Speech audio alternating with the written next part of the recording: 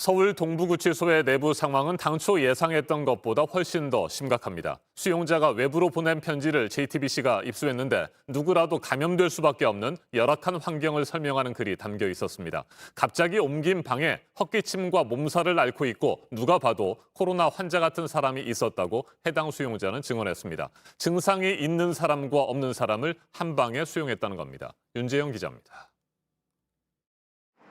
마치 전쟁 피난민처럼 움직였다. 동부구치소에 있는 수용자는 지난 20일 새벽 구치소 상황을 이렇게 썼습니다. 1차 전수검사가 끝나고 187명의 확진자가 쏟아져 나온 때였습니다. 방을 옮긴다며 한꺼번에 움직였습니다. 열이 나고 증상이 있는 사람과 아닌 사람들이 뒤섞였습니다. 갑자기 수용자들이 우르르 들어왔습니다. 헛기침과 몸살을 앓고 있었습니다. 누가 봐도 코로나 환자들 같았습니다. 병에 걸릴 것 같아 너무 무서웠습니다. 나가고 싶어도 갈 데가 없었습니다. 복도에서라도 있겠다고 계속 외쳤습니다.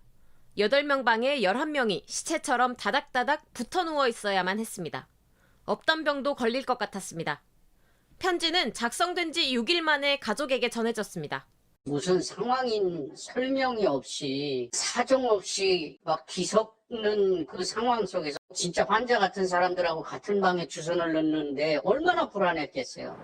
감염 가능성을 따지지 못하고 많은 수용자를 한 방에 넣는 일은 또 있었습니다. 또 다른 수용자들의 편지에 따르면 1차 전수검사 다음 날 밤 수용자 2명이 다른 7명이 자고 있던 방으로 옮겨졌습니다. 그리고 2차 전수검사에선 이 방에서 또 확진자가 나왔습니다. 전방지시에 대해서 이의 제기를 했는데도 상관없다 이렇게. 법무부는 확진자와 비확진자는 엄격히 나눠 수용했다면서도 그 과정에서 시간이 걸릴 수밖에 없다고 말했습니다.